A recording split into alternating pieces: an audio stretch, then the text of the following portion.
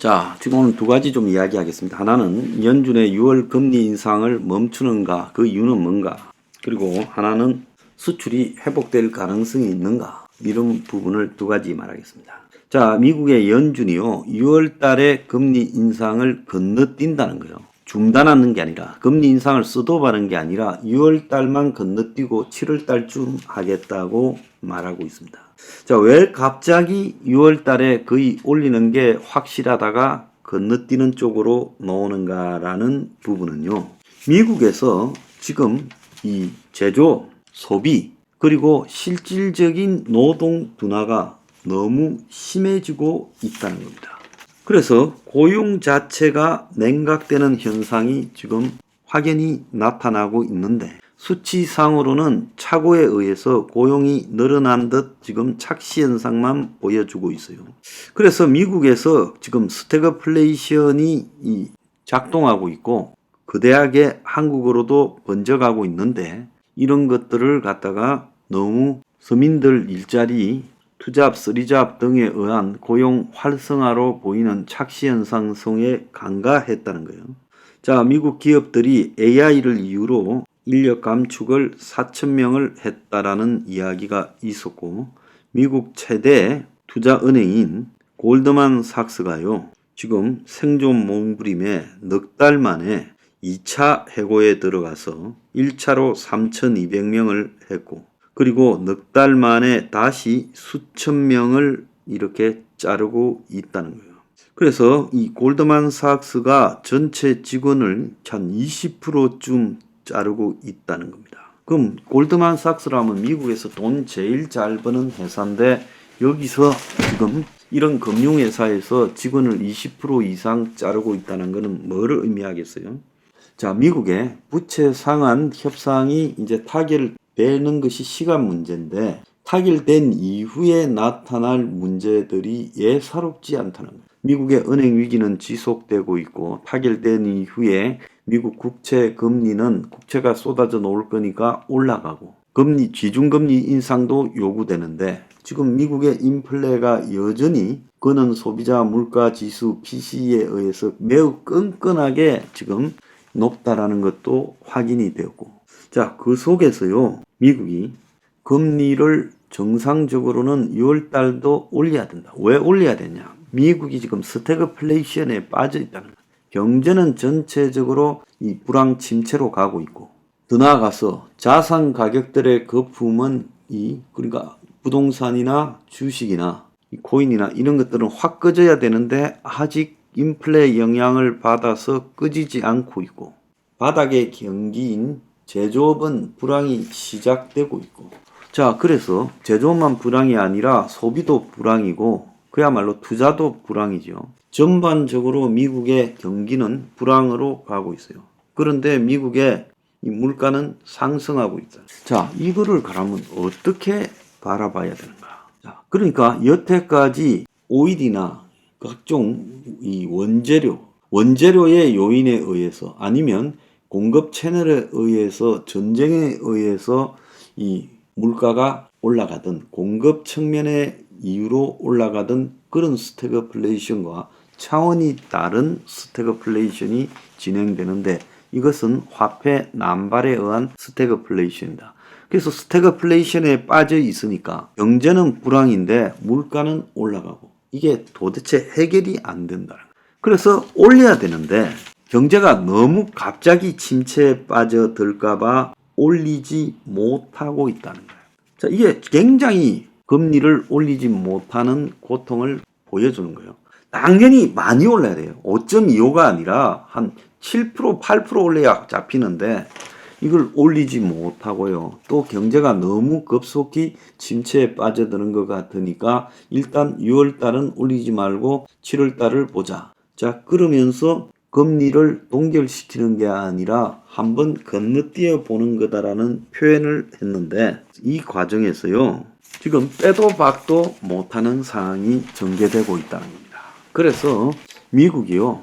결국은 경제 침체에 깊숙하게 빠져들면서 대불황, 대공황이 미국을 덮치고 그러면서 수요가 이제 완전히 소멸되어 가면서 스태그플레이션이 디플레이션으로 바뀔 건데 이까지의 과정이요. 1, 2년의 과정이 소요될 거라고 저는 보고 있습니다.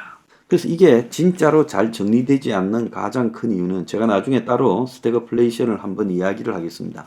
그 가장 큰 이유는요. 화폐 남발이에요. 이번에도 미국이 결국 부채 상환을 해서 국채를 발행해 가지고요. 다시 또 지금 이렇게 하게 되면 그야말로 또 미국의 전체 통화량이 늘어나는 쪽으로 작용을 할 수밖에 없는 요인이 되는 거예요. 자, 그래서 미국이 과연 저 통화량을 갖다가 미국의 연준이 재무부가 할 수 있을까? 저는 하지 못할 거라고 보고 있습니다. 결국은요, 상황 흘러가는 대로 따라서 끌려가다가 미국 경제가 완전 침체되고 은행이 부도나고 주식이 폭락하고 그리고 자산 가격이 폭락하면서 비로소 이 스태그플레이션이 정리되어 갈 거다 이렇게 보고 있어요. 자, 그런데 여기에 하나 좀 기가 찬 거는 이 지금 한국의 수출이 보통 문제가 아니다. 15개월째 적자에 빠졌는데 그래서 언론 보도에 매일 경제 기사 제목입니다. 중국에 그렇게 의존하더니 15개월째 적자 늪에 빠진 한국. 반도체 수출 부진, 중국 경기 침체 탓에 적자가 지속. 정부는 6월 달부터 수지가 개선된다 하지만 산업연구원은 이건 정부 기관이죠.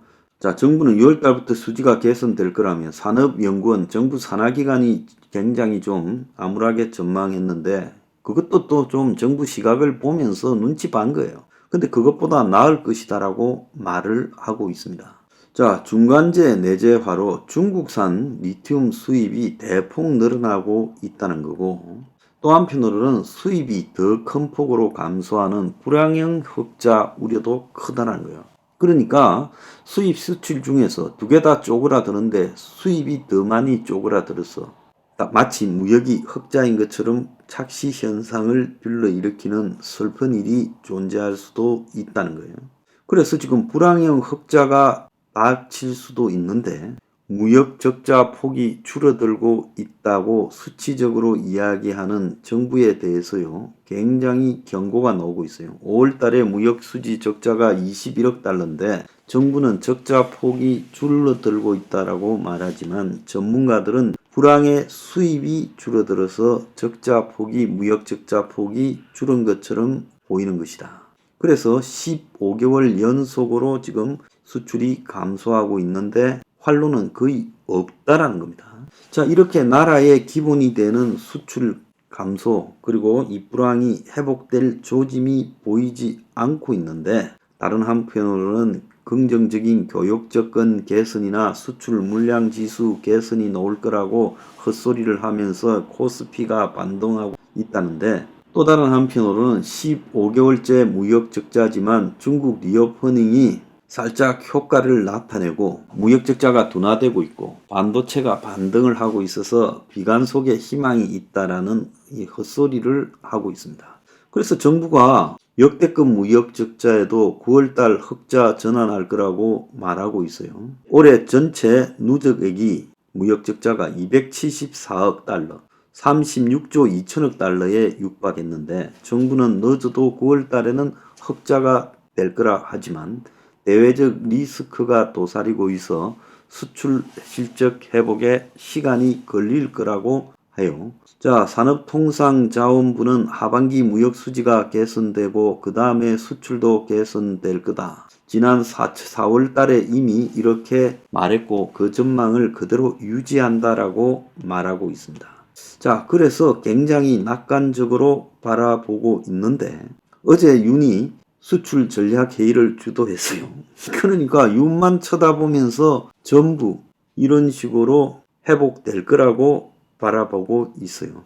그런데 한국도 지금 거대한 스태그플레이션에 접어들었고 또 솔직히 말하면 전 세계가 스태그플레이션에 시달리고 있는 상황에서 불황입니다. 스태그플레이션의 기본은요. 제조업 자체가 불황이고 소비도 불황이고 투자도 불황이에요. 그게 스태그플레이션의 특징이고 디플레이션보다도 더 곤란한 이 문제라는 거 아니에요. 근데 이 불황의 요인이 미국발 화폐 난발 그리고 미국뿐만 아니라 전 세계도 화폐 난발을 했죠. 화폐 난발에 의한 인플레 금융위기 이후에 세계 경제가 방향 개선을 하지 못하고 이전에 하던 대로 신자유주의 행태로 계속 왔어요.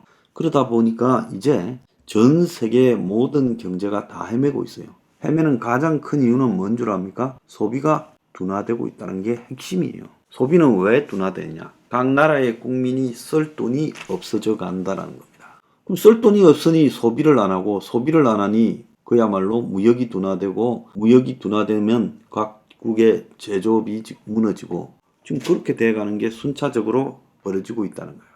근데 이 스태그플레이션이라는 개념을 제대로 이해하지 못하고요, 이 금융위기 때 이후에 전 세계 경제가 불황에 접어들었는데 그때도 부동산으로 뛰어볼라 했죠. 중국도 그렇고 미국도 그렇고요. 근데 그게 거품이 드러나서 터지려고 하니까 돈 풀어가 그 거품이 터지는 걸 막아왔어요. 억지로. 한마디로 경제가 이 제조업 위주로 전개되지 못하고요, 이 서양의 경제가 그야말로 금융이나 이런 쪽으로 가게 되고 자동화에 대처하지도 못했어요.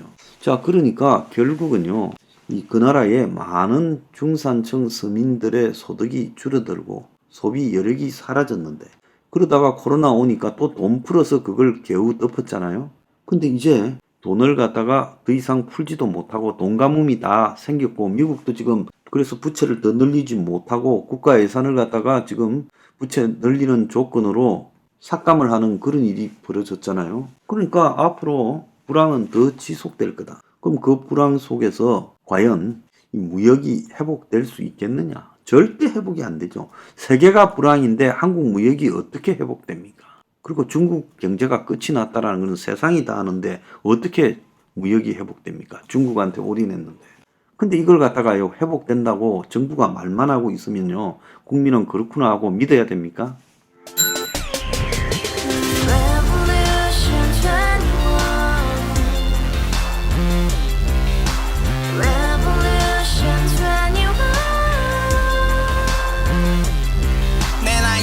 월세 30 코인빚만 300 서울에 온지 벌써 10년 아둥바둥 버텼지만 여전히 난 반지 하에 제왕 곰팡이 연문제약 내 미래는 깡통망통 완전히 폭망 고시원 창문만큼 작아진 내 꿈 연애 결혼 내 집 모든 게 헛꿈 1년 전 떠난 여친 울며 말했지 같이 써봤자 평생 가본 게 꼭꼭꼭하지 가바후스 700 나도 소유주 가바후스 700 나의 소주 택시기사 우라부지 마트 캐셔 울어무니 우리 집안 다 털어봤자 후줄 그래 개선민 내 미래 거기서 팍 끝난 거지 팍 더 이상 노력 따윈 괴물이 스펙 찾아서 말리 비오는 날 알바 잘려 맨날 학원 날 개쳐 발려 밤비 내리는 양화대교 홀로 걷고 있을 때 현수막에 아로 새겨진 평당 700짜리 아파트 다같이 소리 질러 혁명 21 가바후스 700 나도 소유주 가바후스 700 나의 소주 Together in the house, brand new day, and your dream had just begun. Revolution 21, only open happiness. 너의 곁에 내가 영원히 함께. 지금까지 정치인들 입만 열면 찝찝찝 개소리 멍멍멍 쳤다 하면 뻥 잘난 부모 만나 잘난 학교 나오면 뭐 하나 우동살이 꽉 찬 대가리 깡통 소리 텅텅 저 푸른 조원이의 그림 같은 집을 짓고 평상사천 팔면 뭐해 평생 살 수 없는 집 내 미래 내 꿈 희망 그 살아나는 집 우리의 미래 혁명 21